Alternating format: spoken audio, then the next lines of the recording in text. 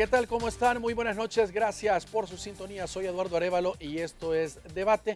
Tenemos el gusto de compartir una entrevista esta noche con el doctor Alfonso Rosales, epidemiólogo, especialista en medicina tropical y miembro de la American Public Health Association, que está con nosotros y muy gentilmente nos ha atendido para poder hacer este enlace y abordar sobre la viruela del mono, un tema que llama mucho la atención a los televidentes y nos pedían pues abordar esta temática. Doctor, muy buenas noches, gracias por acompañarnos. Muy buenas noches, licenciado Révalo, y gracias por la invitación. Es un placer siempre estar en este prestigioso programa. Muy bien, doctor. Comencemos con lo básico. ¿Qué es la viruela símica o viruela del mono? Bueno, la viruela del mono es una enfermedad producida por un virus, ¿verdad? Un virus que se llama ortopoxvirus. Y este es un virus que ha estado con nosotros ya desde hace rato, ¿verdad? Fue descubierto en los 50, básicamente en primates no humanos, o sea, en monos. Y el primer caso humano se identificó en Nigeria, si no me equivoco, en 1970.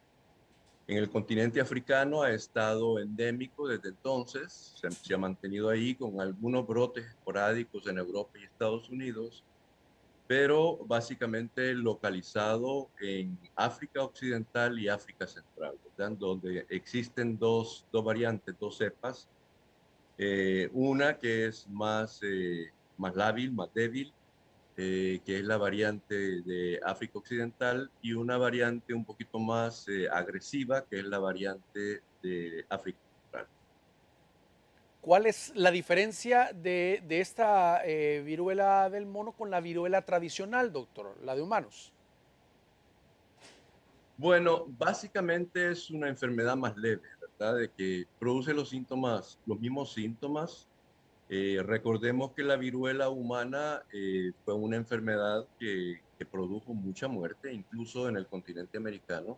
Cuando vinieron los españoles, dicen de que aquí hubo una mortalidad muy alta debido a esta enfermedad, eh, pero que se logró erradicar en 1970. En 1980 fue el último caso que se reportó en la República de Somalia, en África Oriental.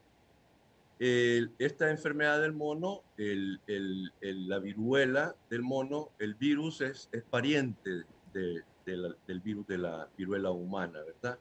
Entonces produce una sintomatología similar, lesiones dérmicas, que es su síntoma más patognomónico, más peculiar, pero también produce fiebre y también produce inflamación de los ganglios linfáticos.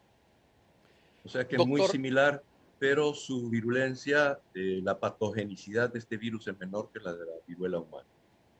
¿es más lenta o rápida su expansión esto si lo comparamos con los casos de COVID-19? Que eso es lo que a mucha gente le tiene preocupada, de decir, ¿y será de alto contagio, así como fue el principio del COVID-19?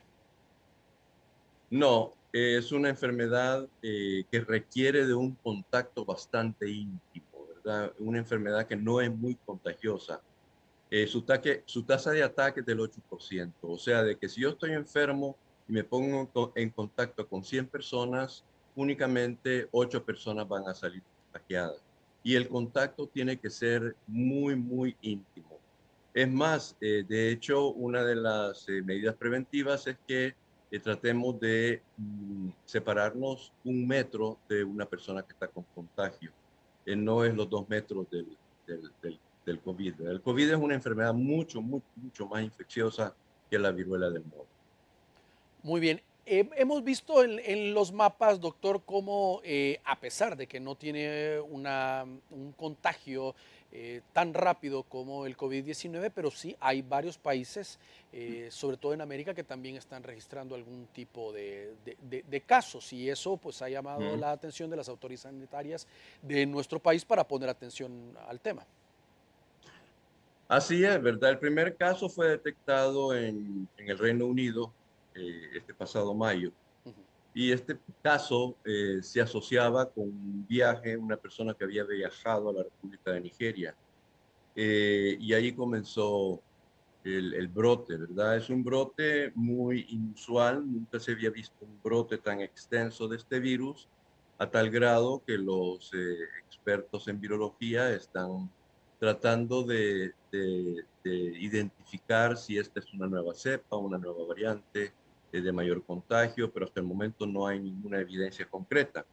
Lo que sí sabemos es que el 82, tenemos más o menos un poquito más de 8.000 casos al momento, ¿verdad? A nivel global. El 82% de estos casos se localizan en Europa, principalmente en tres países europeos, que son el Reino Unido, España y Portugal. El 15% lo tenemos en nuestro continente americano, 2% en África y menos del 1% de estos casos distribuidos en la región del Mediterráneo y la región del Pacífico.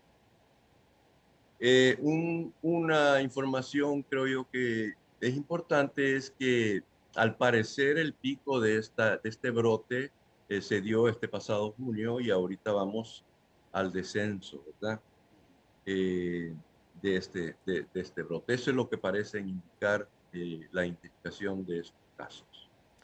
Ahora, obviamente, doctor, el contagio de estas enfermedades que no son nativas, digamos, de la región o que se esté generando en El Salvador es que llegue un paciente de fuera del país que haya tenido contacto con alguien y pueda ingresar al territorio y generarse esos contagios. Ahora, por la característica de los síntomas, creo que no sería tan complicado identificar a alguien que tiene como que fuese una varicela, un tipo de problema, además una calentura quizás un poco fuerte para detectarlo en un control sanitario en un aeropuerto para evitar que pueda ingresar o puede contagiarse y tener el virus muchos días hasta llegar en un vuelo de destino, por ejemplo, a nuestro país y empezar a contagiar hasta tener los primeros síntomas. Bueno, esta enfermedad se empieza, el paciente que está contagiado, empieza a contagiar a otras personas hasta que aparecen los primeros síntomas. Y principalmente los síntomas de piel, ¿verdad? Las lesiones de piel. Ahora, una cosa que está ocurriendo es que la presentación clínica de esta enfermedad es un poco diferente a lo que se había visto antes de los casos que básicamente se presentaban en el continente africano. Eh, Ahora, a esta nueva variante o esta nueva, o este virus que está afectando personas afuera de África se está comportando, está presentando eh, mm, síntomas clínicos, síntomas y signos clínicos un poco diferentes. Por ejemplo, no hay mucha erupción, no hay mucha lesión de piel. A veces solamente es una lesión de piel la que se ha identificado. También se está viendo que hay eh, presentación de dolor anal y sangramiento rectal. Hay lesiones en las regiones genitales y perianales. Eh, las lesiones dérmicas están presentando en diferentes estadios, mientras que anteriormente era un solo estadio, aparecían simultáneamente, ¿verdad? Eh, y la aparición de estas lesiones térmicas aparecen antes de la fiebre y antes de los síntomas sistémicos, mientras que antes aparecía primero la fiebre, el malestar, el desgano y después aparecían las lesiones de piel, ¿verdad? Y ahora se está comportando de una manera diferente. También yo creo que es importante aclarar que el 78% de los casos reportados a nivel global se da en hombres de 18 a 44 años. En aquellos países donde se ha hecho una historia de la orientación sexual, se ha visto que el 98% de casos se reportan en hombres que tienen sexo con hombres y en hombres bisexuales, ¿verdad? Y el 41% de estos casos se da en pacientes con VIH, que son VIH positivos. Entonces, eso es un importante dato epidemiológico porque nos está diciendo de que hay una población con un factor de riesgo de contagio un poco más severo que el resto de la población y que por lo tanto el gremio médico debe de estar sabido, con conocimiento de esto y listo para poder identificar los casos, ¿verdad? Uno de los problemas que hay en nuestros países es, al ser una enfermedad que no se ve frecuentemente, el médico no está preparado eh, para identificar, ¿verdad? Entonces yo creo que uno de los roles del Ministerio de Salud es de tener sesiones de actualización de conocimientos sobre esta enfermedad en aquel personal de salud que está viendo directamente pacientes, ¿verdad? Esto sería uno de los principales y de los primeros pasos que tendría que dar el ministerio para aumentar los niveles de vigilancia que deberían de existir para poder identificar esta enfermedad. Doctor, ¿por qué las características de las manifestaciones ha ido variando? ¿Es una mutación del virus o qué es lo que ha ocurrido? Porque en la bibliografía que yo documentaba para la entrevista, toda hablaba de las características principales, las marcas en el cuerpo, era bien específica la literatura en torno a eso y ahora usted nos está diciendo que ya puede quedar una o un par, pero ya no tanto como antes. Así es, ¿verdad? Lo usual es de que las lesiones de piel comenzaran con una mácula, una vesícula, una pústula, que comenzara en la cara, del de cabeza, y de ahí se diseminara en el tronco y las extremidades, ¿verdad? Palma, plantas de los pies, palma de las manos, pero no se está comportando de esa manera, ¿verdad? Lo que nos está diciendo la epidemiología en el momento es de que esta enfermedad se está manifestando, que este virus se está manifestando, está produciendo unos síntomas que no son típicos, son síntomas atípicos. Entonces tenemos que estar con ese conocimiento para estar listos y poderlo identificar. Muy bien, vamos a hacer una pausa y continuamos abordando el tema. Hay más preguntas, doctor, que le vamos a formular esta noche para conocer más sobre esta enfermedad. Ya regresamos. Gracias.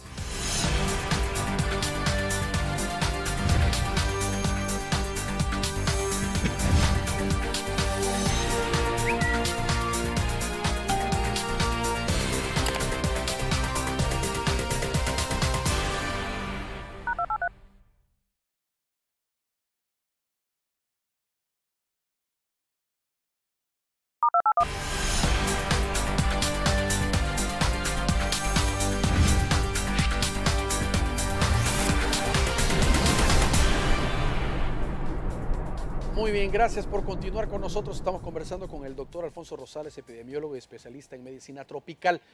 Doctor, otra de las preguntas que la población se hace es cuánto tiempo dura la enfermedad. Sé que dependerá también de las condiciones y el sistema inmune de cada persona, pero un promedio son días, son semanas en que se mantiene el virus en el cuerpo. Sí, se ha visto, ¿verdad? Y como le dije anteriormente, que la persona que está, que tiene el potencial de contagio es aquella persona que tiene los síntomas y los signos, ¿verdad? Y principalmente las lesiones en piel. Estas pueden durar entre 2 a 4 semanas, ¿verdad? Y la persona se considera que ya no es contagiosa cuando ya la evolución de las lesiones en piel llega al estadio de costra, ¿verdad? Y ya las costritas se están secando y ya queda únicamente aquella cicatriz bien característica de la enfermedad, ¿verdad? Entonces se considera que la persona ya no es contagiosa. Ahora, esta no es una enfermedad altamente incapacitante. Me refiero que la persona no puede levantarse por sí misma, no puede hacer algún tipo de cosas en su casa. Obviamente no va a ir al trabajo porque va a contagiar a otras personas, pero puede valerse Claro. por sí misma. Sí, la enfermedad no es muy severa. Ujú. De hecho, solamente el 9% de personas que padecen esta enfermedad, pues, lo que nos está diciendo los estudios epidemiológicos, requieren de hospitalización. ¿verdad? Así que es una enfermedad leve, de difícil contagio. Se requiere, como ya lo había dicho, un contacto bastante íntimo, bastante cercano a la persona infecciosa y es una enfermedad leve en la mayoría de los casos.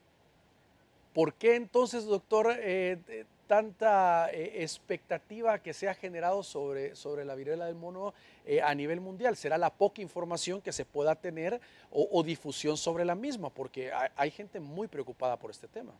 Sí, mire, lo que ha pasado es que estamos saliendo de una pandemia, ¿verdad? Sí. De una pandemia que ha sido severa, que ha sido una de las enfermedades con mayor mortalidad a nivel global, histórica. Entonces, ya se sabía que esperamos más eh, eventos de esta naturaleza en el futuro cercano y entonces aparece de repente un virus que era endémico en África y que empieza a propagarse de una manera importante en el continente europeo y en Norteamérica. Y entonces hay un poquito de temor de que pudiese haber sido un virus que hubiera mutado y que hubiera adquirido características diferentes y con el potencial de producir otra pandemia, ¿verdad? Hasta el momento se ha visto que este virus es un virus de DNA, a diferencia del coronavirus, que es un virus RNA. Por lo tanto, los virus DNA son un virus más estable, mutan menos. Y se ha visto que la cepa que anda circulando es la cepa de África Occidental, que como le mencionaba es una cepa que tiene características menos agresivas que la cepa de África Central. eh, y no se le ha visto que haya tenido mayores alteraciones en su código genético, ¿verdad? Lo que se cree es que es la forma de reaccionar del individuo. O sea, eh, como le dije anteriormente, la mayoría de casos se están viendo en hombres y una parte importante en hombres que tienen sexo con otros hombres o hombres bisexuales y una cantidad importante con personas que tienen, que son VIH positivas, por lo tanto su sistema inmunológico está un poquito afectado. Entonces yo creo de que se debe a eso, a la capacidad de reaccionar del humano ante este virus, el que está produciendo estos síntomas, estos aspectos clínicos diferentes y no debido al virus per se, ¿verdad? Yo creo que es el huésped, el receptor, el humano, el que está reaccionando de una manera diferente a la infección del virus. Estas marcas que puedan quedar en la piel, tipo la varicela, al final tienden a desaparecer también. Ya puede Sí. acudir una persona al dermatólogo y aplicar algún tipo de crema o tratamiento para que no queden marcados. Así es, ¿verdad? De hecho, la mayoría, más del 90% de personas que se infectan con que se contagian con este virus, no requieren de hospitalización, sí requieren de aislamiento para no seguir propagando la enfermedad, pero se resuelven a nivel casero, ¿verdad? Lo que se recomienda es de que si hay algún síntoma, algún aparecimiento de una lesión dérmica, de una lesión de piel, que se consulte a su médico y para que sea su médico el que le dé las recomendaciones pertinentes para el manejo. Pero el manejo es sintomático. Muy bien, en el caso ¿hay algún medicamento preventivo, doctor? Que eso es lo que preguntaban mucho a través de las redes sociales, la gente diciendo, mire, ¿puedo tomar algo para que no me dé la enfermedad? O si ya desarrolla la enfermedad, si hay un tratamiento clínico como el COVID, en este caso un conjunto de medicamentos que debe de tomar o no.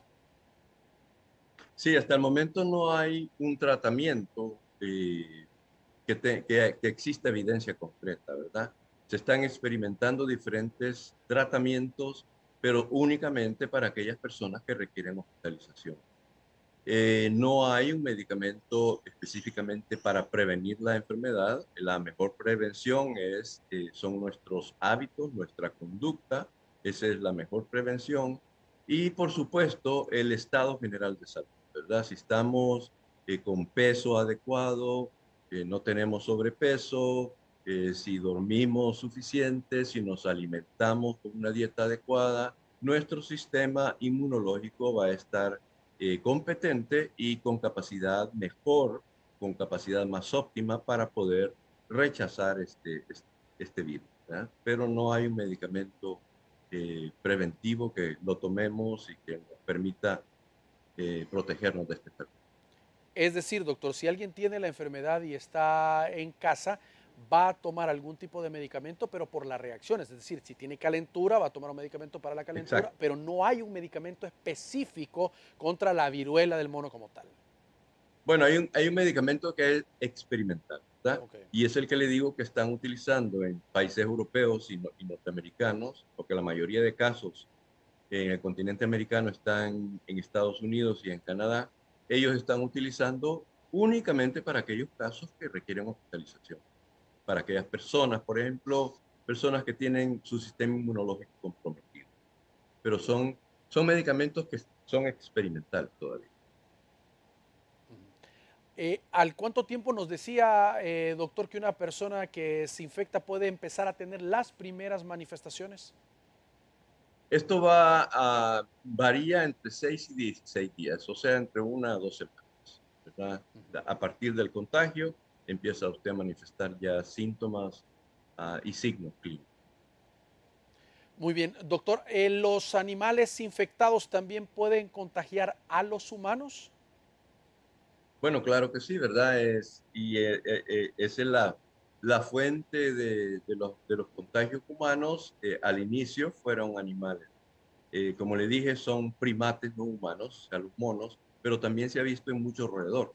De hecho, una de los brotes que se dio a principios del año 2000, que se dio en los Estados Unidos, creo que hubieron alrededor de 45 casos, fue debido a que trajeron roedores de África a los Estados Unidos. Los roedores transmitieron el virus a los perros y los perros fueron los que transmitieron el virus al ser humano. Así se dio ese brote en Estados Unidos a inicios de este siglo. Doctor, y viceversa también, es decir, un humano leía en una revista médica que cuando le Ujú. detectan la enfermedad le recomiendan, obviamente, no tener contacto físico por lo de las esporas que puede volar y contagiar a alguien, pero también con las mascotas de casa. Decía que tratara de no estar con perros o gatos para no contagiarlos a ellos. Así es, ¿verdad? O sea, el contagio es En dos bidireccional. vías. Ujú. Ahora, es indiscutible, doctor, que es, como decíamos, con la política de cielos abiertos a nivel regional, que pueda llegar a registrarse un caso, por ejemplo, eventualmente en nuestro país, pero no significa que pueda ser una pandemia o una endemia o una situación muy complicada para el área de salud. Miren, en el continente americano ahorita andamos con alrededor de 1.400 casos. La mayoría de estos casos, el 81% de los casos, están localizados en Estados Unidos y en Canadá. En Estados Unidos, la gran mayoría de casos están localizados únicamente en 3 estados: California, Nueva York y Florida. Eh, Como le dije, el pico de la enfermedad al parecer viene en descendencia, aunque hay algunos países donde esa curva va en ascendencia. Aquí en América va en ascendencia en 2 países principalmente, en Perú y en Brasil, ¿verdad? Centroamérica ha sido, mm, básicamente no hemos encontrado un virus. El único país que ha reportado un solo caso es Panamá, ¿verdad? ¿Por qué? No lo sabemos. Que ya debe de estar entre nosotros, pues existe la posibilidad, ¿verdad? Y que no lo estemos identificando, como le dije, uno de las actividades que tiene que hacer el Ministerio de Salud es mejorar su sistema de vigilancia para esta enfermedad en particular, y uno de los primeros pasos que tiene que hacer es establecer un sistema de mejorar o de actualizar el conocimiento de su personal que ve personal clínico que ve pacientes sobre esta enfermedad para que así ellos estén un poco más atentos, ¿verdad? Muy bien, doctor, y también le quería preguntar, veía entre las recomendaciones el uso o el cambio, más bien dicho, de forma constante de frazadas, almohadas, cobijas y todo esto para los pacientes, siempre con el objetivo de prevenir un contagio, no solo el tema del contacto físico, sino también ropa de cama y ese tipo. Así es, ¿verdad? Eso está ya determinado dentro de las medidas de aislamiento, ¿verdad? El paciente tiene que aislarse, el paciente tiene que utilizar mascarilla, el paciente tiene que utilizar guante, al igual que la persona que le está dando seguimiento, ya sea en su casa o en el hospital. Pero también la ropa de cama, la ropa que utiliza el paciente o la persona con esta enfermedad, tiene que tener un manejo especial, ¿verdad? Para que la enfermedad no se siga transmitiendo. Otra de las recomendaciones que se ha dado en vista a que el virus se está moviendo con mayor prevalencia en ciertos sectores de la población es los eventos masivos de reunión, ¿verdad? Se está pidiendo a los gobiernos, a los ministerios de salud, que evalúen estos conciertos, que evalúen estos eventos donde se reúne mucha gente, donde la gente se pone un poco contenta y hay posibilidades de que incluso hayan contactos sexuales en esos eventos, ¿verdad? Entonces se está pidiendo que tenga un poquito de cuidado cuando se estén dando los permisos pertinentes para este tipo de eventos, porque se ha visto de que en estos eventos donde los contagios han aumentado. Muy bien, tenemos que hacer una nueva pausa, por favor acompáñenos, ya regresamos.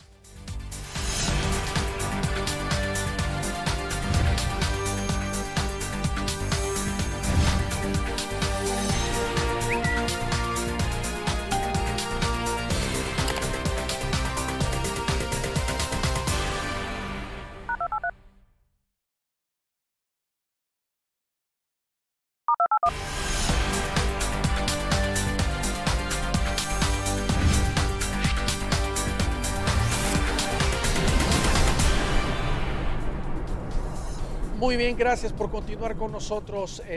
Doctor Rosales, queremos aprovechar su experticia también para abordar otro tema y es el caso de COVID-19. Doctor, hemos estado revisando las estadísticas, pues no solo en nuestro país se está viendo un aumento del número de contagios, no así tanto de los casos graves que requieran de una hospitalización, pero sí los contagios van en un franco aumento.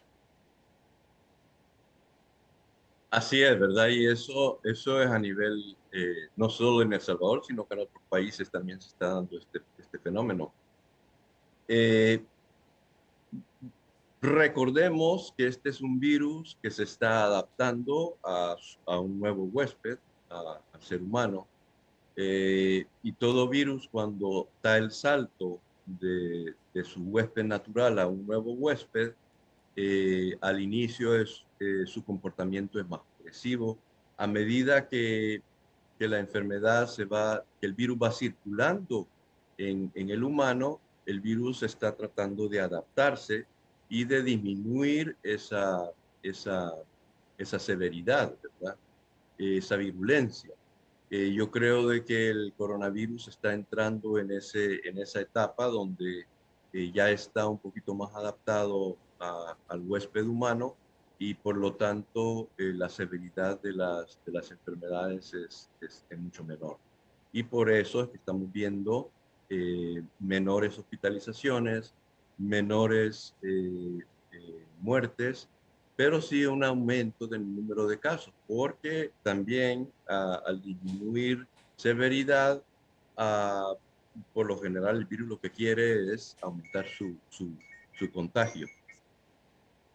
Doctor, veíamos, por ejemplo, en el caso de Guatemala, se han girado instrucciones en el vecino país para el uso otra vez obligatorio de la mascarilla. Habían relajado las medidas de bioseguridad, tal cual ha ocurrido en nuestro país, que queda como a discreción de la población su uso, pero en Guatemala decidieron no, va otra vez a ser obligatorio el uso de mascarillas, el alcohol gel y lavado de manos como una medida de prevención para frenar una alza mayor que pueda ser descontrolada de casos.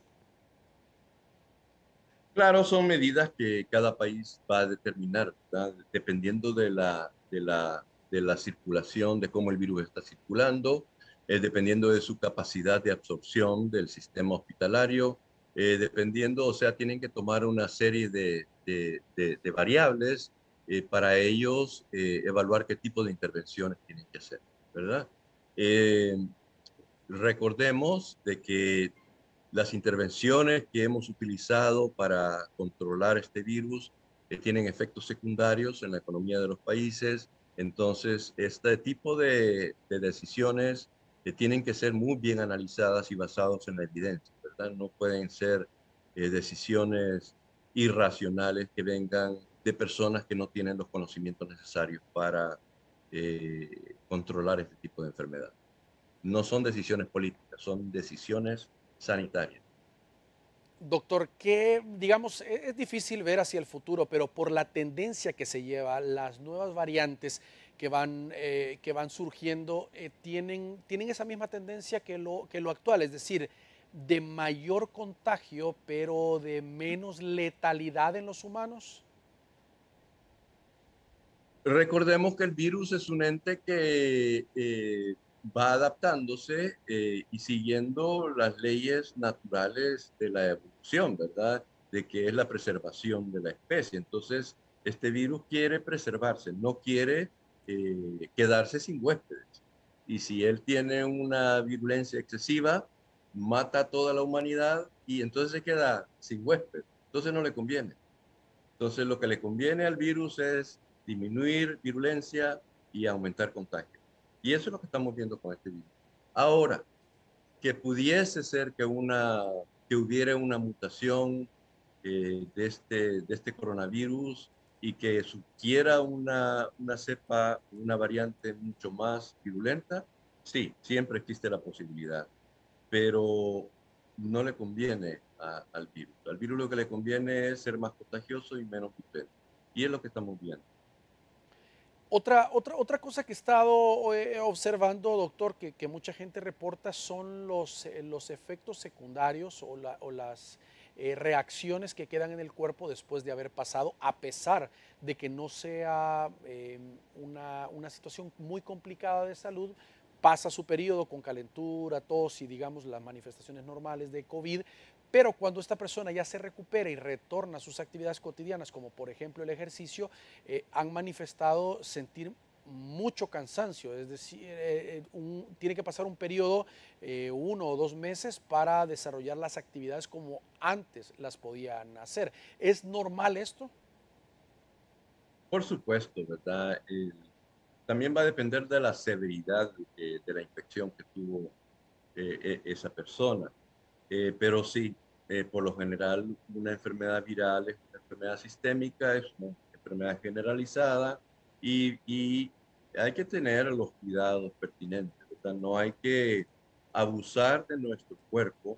Si hemos tenido un COVID, hay que progresivamente ir aumentando nuestro nivel de esfuerzo hasta llegar a los niveles que teníamos previos a la infección, ¿verdad?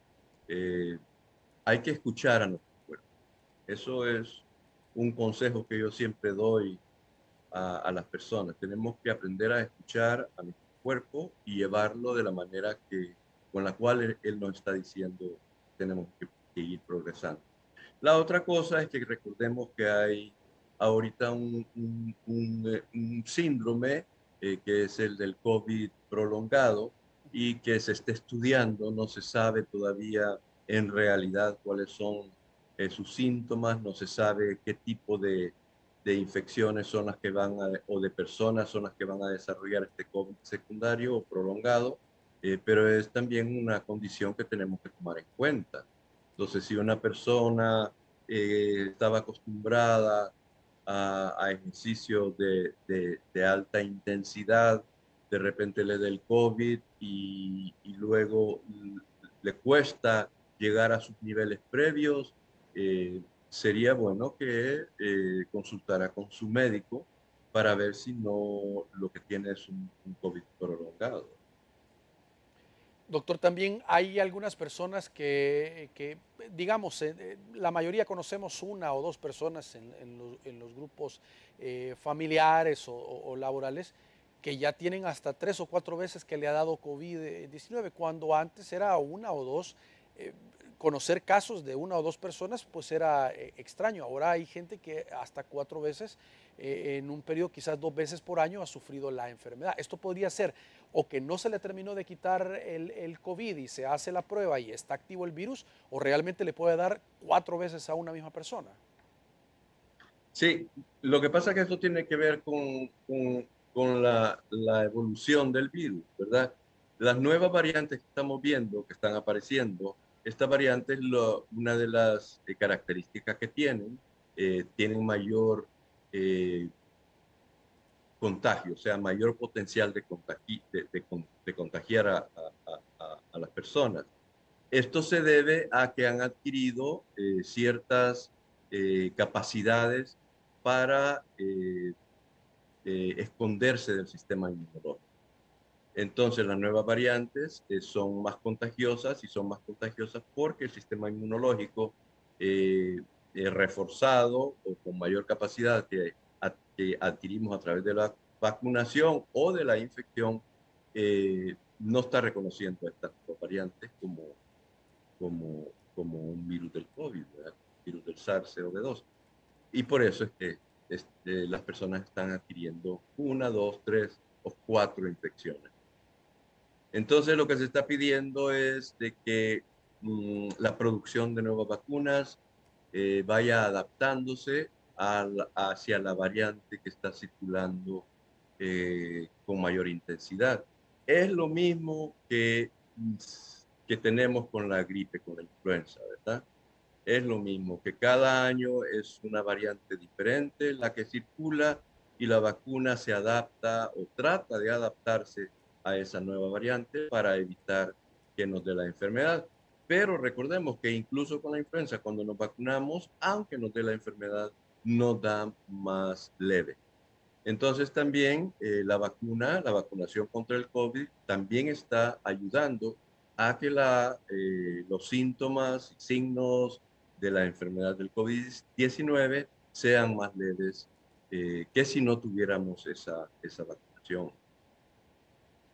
Doctor, también hay muchas personas que aseguran que fueron asintomáticos la primera vez, fueron y se fueron a hacer una prueba Ujú. porque creyeron tener un contacto y les confirmaron la prueba sin tener algún tipo de síntomas. Pero la segunda vez que se contagiaron sí tuvieron dolor de cabeza o los signos característicos. Es decir, no es que una persona es asintomática y le va a dar 4 veces y va a seguir de esa forma.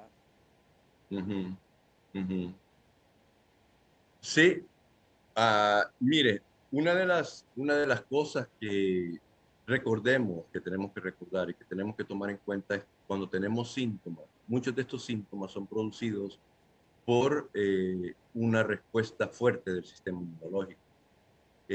A veces las personas asintomáticas es porque primero tuvieron una concentración baja del virus, del contagio, porque eso varía, ¿verdad? Las concentraciones, la cantidad de virus que nos contagia, eso es importante. Y lo otro es que nuestro sistema inmunológico también reaccionó de una forma leve y por eso no tuvimos muchos síntomas.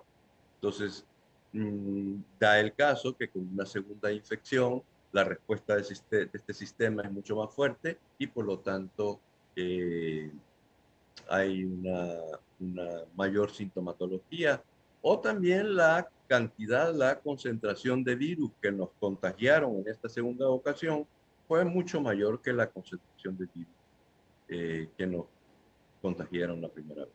O sea, hay diferentes variables que hay que tomar en cuenta, pero sí, esa es se da, ¿verdad? Es factible. Muy bien, tenemos que hacer la última pausa del programa. Vaya, volvemos.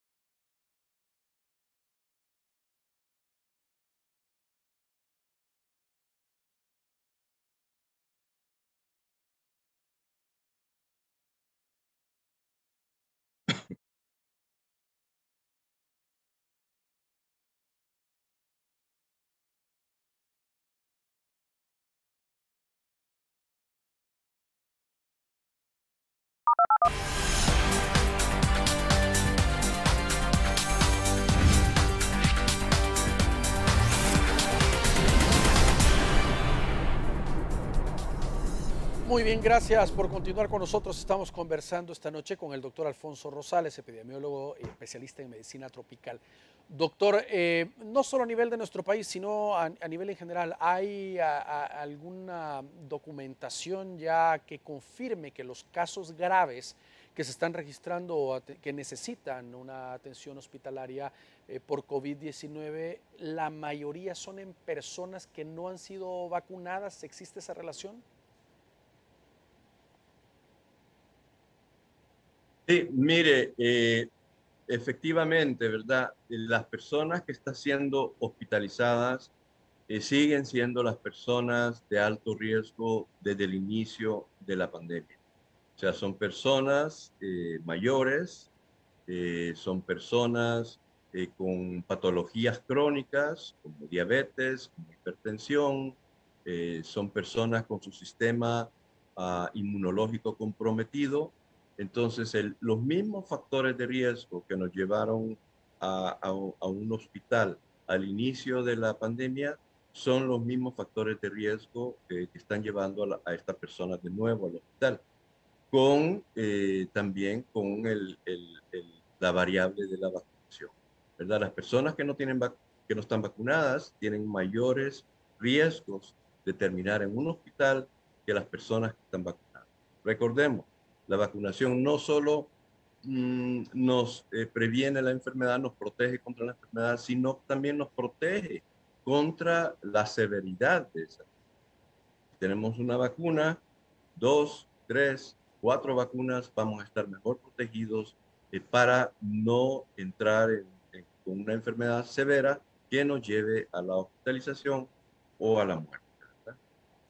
Doctor, hay Sí gente que está se correcto puede vacunar. confiar. Hay gente que se puede confiar y dice, bueno, yo estoy viendo ya que los casos de COVID ya no son tan graves, no necesito vacunarme. Si me llega la enfermedad me va a dar suave. Puede tener esa percepción errónea. Una persona no vacunada, aunque sea una tasa no tan alta de mortalidad, si no tiene vacunas, igual le puede afectar, como estamos hablando, sobremanera. Hay que superar ese tipo de pensamientos.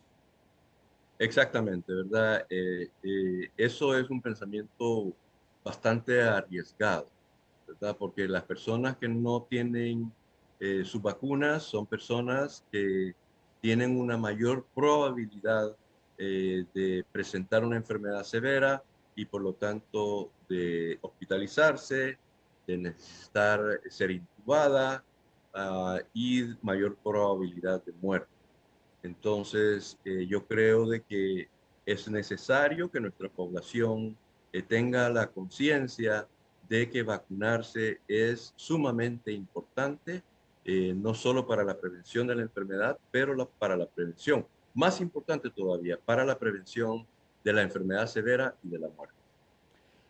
Algo que se ha estado observando, doctor, es que obviamente la gente que se va a hacer la prueba es porque tiene síntomas gripales, constipación, tos y lo característico, digamos. Si en las empresas Ujú. le dicen tenés que ir a hacerte la prueba, sos sospechoso de COVID, pero hay gente que ha ido porque la han mandado porque se siente mal del estómago, no tiene calentura, no tiene tos y cuando va y se hace la prueba da positivo a COVID-19. Es decir, se están viendo otras manifestaciones clínicas también que no son como las características del COVID y sí tienen el virus.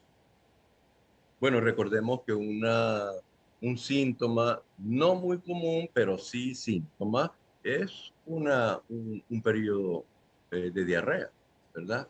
Es uno de los síntomas que ya está bastante documentado. Hay concreta evidencia sobre que la diarrea puede ser un síntoma de COVID. Es más, en algunos países están utilizando los muestreos de las aguas negras para medir la circulación del virus en determinadas zonas geográficas. Doctor, hay gente que se ha hecho hasta 3 veces la prueba, se ve físicamente mal, va, se hace la prueba, conozco un caso de gente que se hizo PCR y de antígenos y no dio positivo, hasta una cuarta vez que va a hacerse una prueba, pues ahí sí se le detecta el virus. Algunos dicen que es la mutación del virus que a veces se puede volver más resistente a las pruebas. ¿Es así o quizás se las hicieron en el momento no adecuado? Sí, hay múltiples variables de por qué una prueba puede ser un falso negativo, ¿verdad? Desde el momento de que la temporalidad en la cual usted se hace la prueba, también la técnica que utilizan el laboratorista técnico para sacar la muestra, el proceso que se utiliza, la calidad de la prueba. Entonces hay una serie de factores que habría que analizar.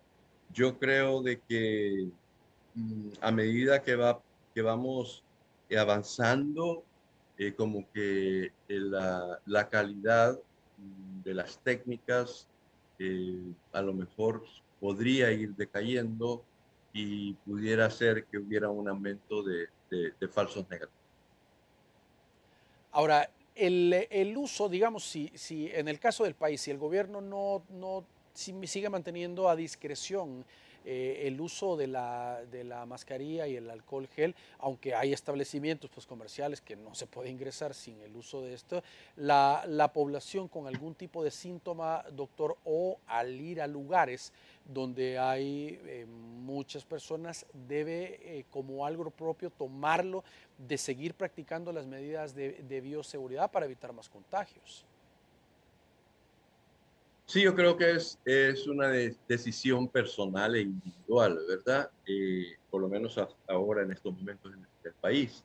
Y yo creo de que la persona tiene que evaluar, tiene que saber su edad, tiene que tomar en cuenta su estado de salud, si no hay enfermedad crónica, su estado del sistema inmunológico.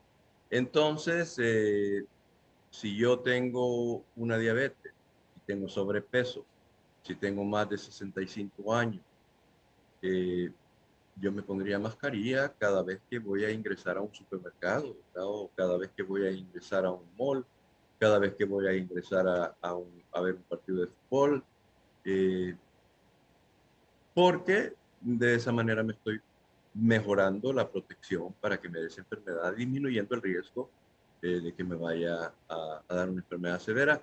Además de que supuestamente ya tengo por lo menos 3 vacunas. Doctor, ¿qué tipo de secuelas son las más comunes que quedan a una persona que ha padecido COVID-19 o eso depende de la condición que esta persona pueda tener? Y lo segundo es si es recomendable hacerse algún chequeo, digamos, un mes después, 2 o 3 meses de haber padecido la enfermedad. Mire, yo creo que eso va a depender de cómo nos sintamos, ¿verdad? Si nos conocemos. O sea, si hemos tenido dolores de cabeza toda la vida, entonces lo más seguro es que vamos a continuar con esos dolores de cabeza después del COVID. O sea, depende de qué malestares teníamos antes del COVID, ¿verdad? Si es un malestar inusual que nunca habíamos sentido antes del COVID y que después del COVID nos aparece y que se hace crónico, entonces sí yo recomendaría que se abocaran a su médico, ¿verdad? Pero de lo contrario, creo que no es necesario. Tampoco tenemos que recargar el sistema de salud en nuestro país. Muy bien, y ¿va a llegar a ser pronto o faltará mucho una enfermedad endémica o vamos a estar, digamos, con el COVID-19, así como usted mencionaba con la influenza, que cada año tenemos que aplicarnos una vacuna? Ujú.